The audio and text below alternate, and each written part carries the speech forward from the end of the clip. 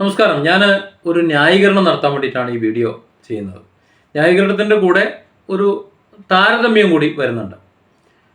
കേന്ദ്ര സർക്കാരും കേരള സർക്കാരിൻ്റെ വാഗ്ദാനങ്ങളും കേന്ദ്ര സർക്കാരിൻ്റെ വാഗ്ദാനങ്ങളും തമ്മിലുള്ള ഒരു വ്യത്യാസവും അതിനുശേഷം ജനങ്ങൾക്ക് വന്നിട്ടുള്ള മാറ്റവും ഞാനൊന്ന് താരതമ്യം ചെയ്യാൻ ശ്രമിക്കുകയാണ്.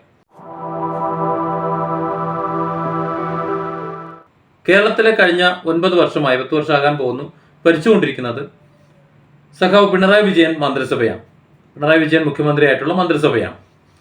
ആദ്യത്തെ 5 വർഷത്തെ ഭരണമെന്ന് പറയുന്നത് ജനങ്ങൾ തൃപ്തരല്ലായിരുന്നുവെങ്കിലും കുറച്ച് ദുരന്തങ്ങളും വരികയും അതുപോലെ അതിനുശേഷം കേന്ദ്രം കൊടുത്തിട്ടുള്ള കുറച്ച് ആ പണം ഉപയോഗിച്ച് കിറ്റ് വിതരണം നടത്തിക്കൊണ്ട് ജനങ്ങളുടെ വിശപ്പകറ്റി എന്ന പേരിൽ രണ്ടാം വട്ടവും വിജയിച്ചു വന്നു. രണ്ടാം വട്ടം വിജയിച്ചു വന്നതിന് ശേഷമാണ് അതിൻ്റെ ശരിക്കുള്ള തനി സ്വരൂപം നമുക്ക് മനസ്സിലായത്. ഇപ്പോൾ എവിടെ വന്ന് നിൽക്കുന്നു നമ്മുടെ കേരളത്തിൻ്റെ സാമ്പത്തിക സ്ഥിതി, കേരള ഗവൺമെൻറ്റിൽ നിന്ന് ജനങ്ങൾക്ക് ലഭിക്കേണ്ട ആനുകൂല്യങ്ങളും അവകാശങ്ങളും എങ്ങനെയാണ് ഇപ്പോൾ ജനങ്ങൾക്ക് ലഭിച്ചുകൊണ്ടിരിക്കുന്നത്. അതായത് ക്ഷേമ പെൻഷനുകൾ. ഇപ്പോൾ ക്ഷേമ പെൻഷനുകൾക്ക് വേണ്ടിയിട്ട് പിരിവുകളെല്ലാം നടക്കുന്നുണ്ട്. കെട്ടിട നിർമ്മാണ ക്ഷേമനിധിയിലേക്ക് അനാവശ്യമായി ജനങ്ങളെ പിഴിഞ്ഞുകൊണ്ട് പണം ശേഖരിക്കുന്നുണ്ട്. അതുപോലെ പണ്ട് നിങ്ങൾ അങ്ങനെ വില കുറച്ച് കാണിച്ചു, ഇങ്ങനെ വില കുറച്ച് കാണിച്ചു എന്ന് ഭീഷണിപ്പെടുത്തിക്കൊണ്ട് പണം പിരിക്കുന്നുണ്ട്. അതുപോലെ വീട് നിർമ്മിക്കുന്നതിന് പെർമിറ്റ് ഫീസായിട്ട് ഒരുപാട് ഇരട്ടി എന്ന് പറഞ്ഞാൽ 1000, 1200 വാങ്ങിയ സ്ഥാനത്ത് 25,000, 30,000 ആക്കി വർദ്ധിപ്പിച്ചുകൊണ്ട് പണം പിരിക്കുന്നുണ്ട്. ഇതിനെല്ലാം പുറമെയാണ് മറ്റ് ലൈസൻസ് ഫീസായിട്ടും മറ്റ് ഫീസായും ഒക്കെ പണം പിരിച്ചുകൊണ്ടിരിക്കുന്നത്. അതിന് പുറമെ AI ക്യാമറയായിട്ടും അല്ലാതെയും ട്രാഫിക്കും മറ്റു കൊള്ളകളും എല്ലാം നടക്കുന്നു. പിന്നെ രജിസ്ട്രേഷൻ ഫീസുകളും മറ്റ് ഫീസുകളും കൂട്ടിയിട്ടുണ്ട്. അങ്ങനെ വ്യാപകമായി കൂടിയിട്ടുണ്ട്. എന്നിട്ടും പെൻഷനുകളോ മറ്റു കാര്യങ്ങളോ ആർക്കും ലഭിക്കുന്നില്ല.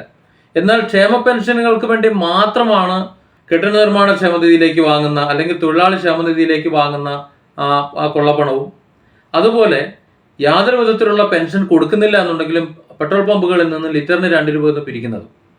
പിന്നെ കാരുണ്യ പദ്ധതികളെല്ലാം ഏകദേശം മുടങ്ങിക്കിടക്കുന്നു.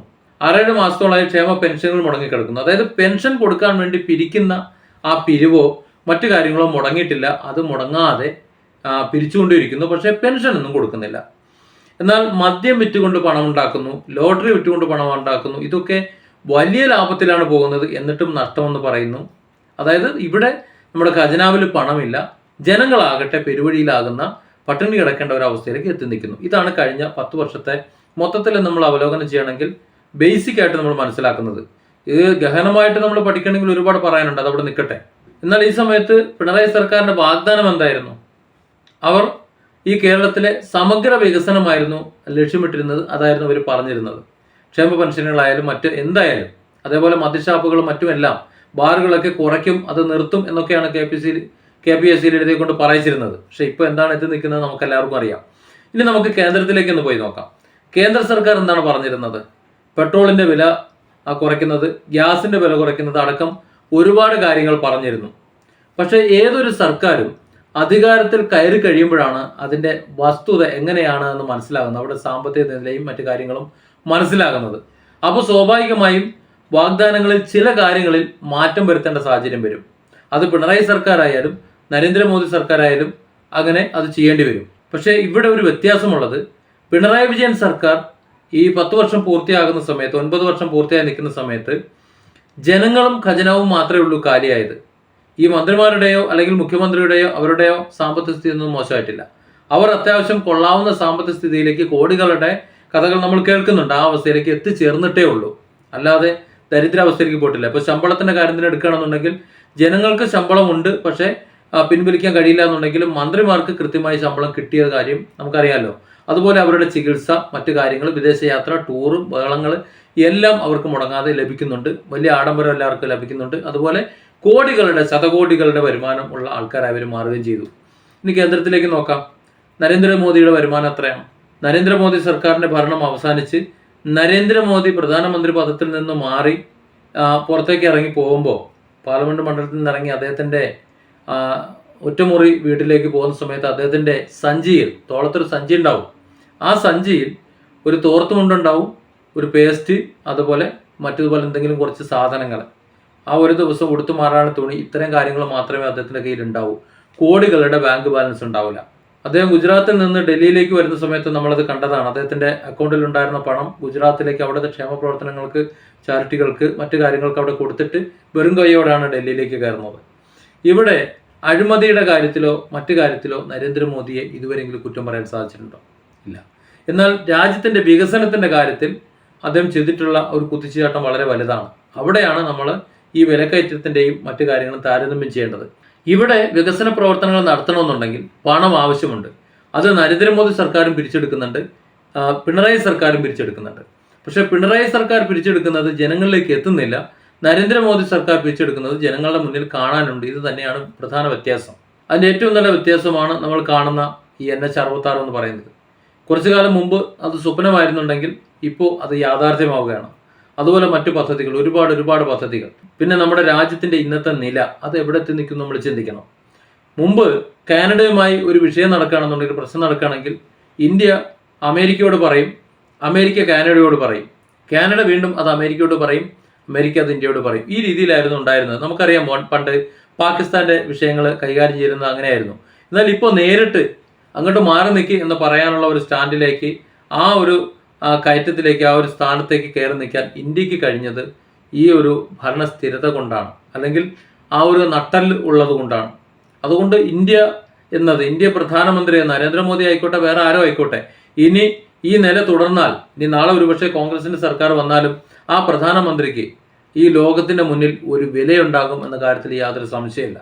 അപ്പോൾ അത്തരത്തിലൊരു നിലയിലേക്ക് എത്തിക്കാൻ നരേന്ദ്രമോദി സർക്കാരിന് കഴിഞ്ഞിട്ടുണ്ടെങ്കിൽ അതൊരു കഴിവ് തന്നെയാണ് എന്നാണ് എനിക്ക് പറയാനുള്ളത്. കാരണം നേരത്തെ ഇത് മറ്റൊരു സർക്കാരിന് കഴിഞ്ഞിരുന്നില്ല. സ്വാതന്ത്ര്യം കിട്ടി ഇത്രയും കാലത്തിനിടയിൽ കഴിഞ്ഞിരുന്നില്ല. എന്തെങ്കിലും നീക്കുപോക്കുകളൊക്കെ ചെയ്യേണ്ടി വരുന്നു. നമുക്ക് മനസ്സിലായതാണ്, കാനഡയോട് 20 മെമ്പർമാരാണ് അവിടെ ഉള്ളത്, ഇവിടെയുള്ള 62 എണ്ണത്തിൽ 42 എണ്ണത്തിൻ്റെ വേഗം ഇവിടുന്ന് തട്ടിക്കോ എന്ന് പറഞ്ഞപ്പോൾ അവർക്ക് കൊണ്ടുപോകേണ്ടി വന്നു.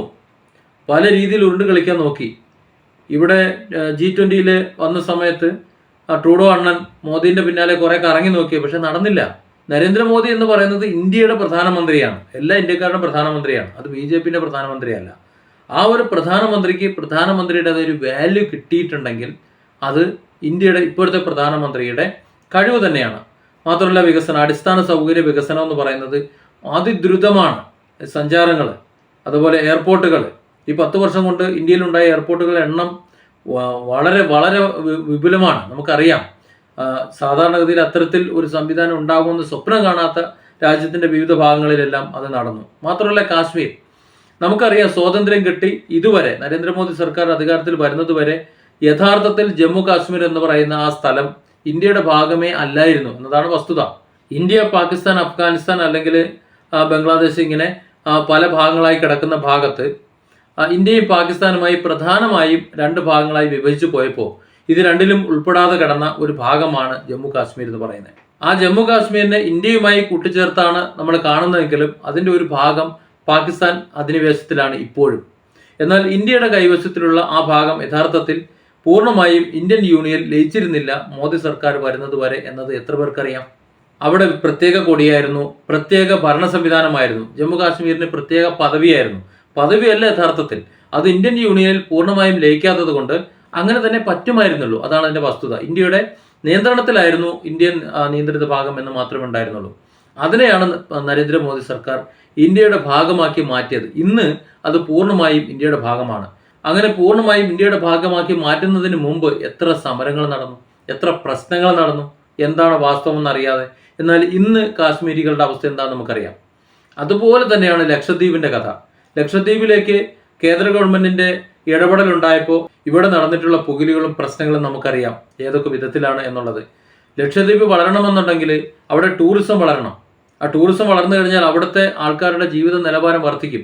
നമുക്കറിയാം മാലദ്വീപിൻ്റെ നിലവാരം എങ്ങനെയാണ് പോകുന്നത് എന്നുള്ളത്. അതിനേക്കാളും വലിയ ലെവലിൽ മാറാൻ കഴിയുന്ന ഒരു സമൂഹമാണ് നമ്മുടെ ലക്ഷദ്വീപ് എന്ന് പറയുന്നത്.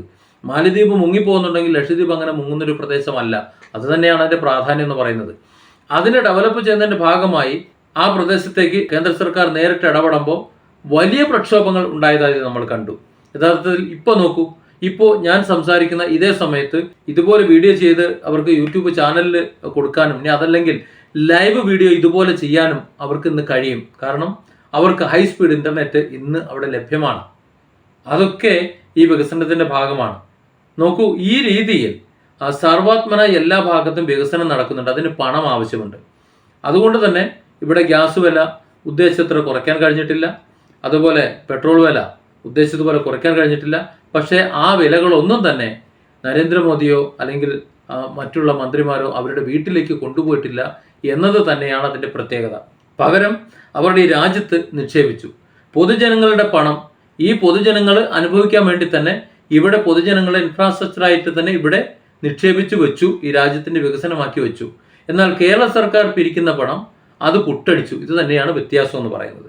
ഇന്ത്യയിലെ ജനങ്ങൾ കേന്ദ്ര സർക്കാരിൻ്റെ കീഴിൽ ആ പദ്ധതികളുടെ ആനുകൂല്യങ്ങൾ, അത് സാധാരണക്കാരുടെ ഉജ്ജ്വല യോജന മുതലുള്ള അല്ലെങ്കിൽ സ്വാനിധി പോലെയുള്ള മുദ്രാ ലോൺ പോലെയുള്ള അതുമുതലുള്ള മുഴുവൻ കാര്യങ്ങൾ അനുഭവിക്കുന്നതോടൊപ്പം വലിയ അടിസ്ഥാന സൗകര്യങ്ങൾ വരെ അവർ അനുഭവിച്ചു തുടങ്ങുമ്പോൾ കേരളത്തിലും അതുപോലെ പിരിവും പിടിയലും നടക്കുന്നുണ്ട്. ഒരുപക്ഷെ കേന്ദ്രം ഉണ്ടാക്കിയെടുക്കുന്നതിനേക്കാൾ എത്രയോ ഇരട്ടിയാണ് കേരളം പിഴിയുന്നത്. എന്നിട്ടും കേരളം ഇപ്പോഴും കേന്ദ്രത്തിൻ്റെ കനിവിന് വേണ്ടി കാല് പിടിച്ച് നിൽക്കുന്ന ഒരവസ്ഥയിലാണ് ഇപ്പോഴുള്ളത്. എന്തുകൊണ്ട് ചിന്തിക്കണം. അപ്പോൾ ഇത്തരം ചിന്തകൾ മനസ്സിൽ വരുമ്പോഴാണ് ഈ വിലക്കുറവും വില കൂടുതലും തമ്മിലുള്ള താരതമ്യം ഒരു പ്രശ്നമല്ലാതായി തീരുന്നത്. ഇവിടെ ഇപ്പോഴും പറയുന്നത് 50 രൂപയ്ക്ക് പെട്രോൾ തരുമായിരുന്നു, എന്നിട്ടും ഇപ്പം കിട്ടുന്നില്ല, 100 രൂപയ്ക്ക് കിട്ടുന്നുള്ളൂ എന്നാണ്. നിങ്ങൾ പറഞ്ഞ വാഗ്ദാനം നടത്തിയിട്ടില്ല എന്നാണ്. പക്ഷേ 50 രൂപയ്ക്ക് പെട്രോൾ ലഭിക്കുന്നതിനേക്കാൾ എത്രയോ ഉപരി ജീവിത സൗകര്യങ്ങൾ ഇന്ത്യയിലെ ഓരോ പൗരനും അനുഭവിക്കുന്ന വിധത്തിലേക്ക് ഇന്ത്യ മാറി എന്നത് തന്നെ നമ്മൾ ചിന്തിച്ചാൽ പോരെ. ആ മാറ്റത്തിന് വേണ്ടിയാണ് നമ്മളുടെ ഓരോ പണവും വിനിയോഗിക്കപ്പെട്ടത് എന്നതുകൊണ്ട് ഓരോ ഇന്ത്യക്കാരനും നഷ്ടപ്പെട്ടു എന്ന് പരിതപിക്കേണ്ട ഒരു ആവശ്യം വരുന്നില്ല. ആ ഒരു അവസ്ഥയല്ല കേരളം എന്ന സംസ്ഥാനത്തിനുള്ളത്.